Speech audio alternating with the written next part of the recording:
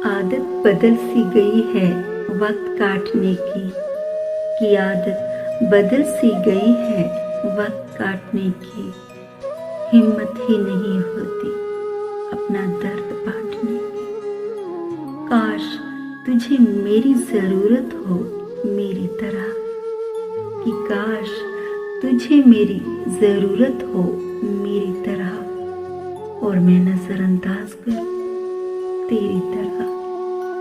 पता है दुनिया में सबसे ज़्यादा तकलीफ तब होती है जब वो इंसान आपसे इग्नोर करे जिसके लिए आप जान देने तक हाजिर हो।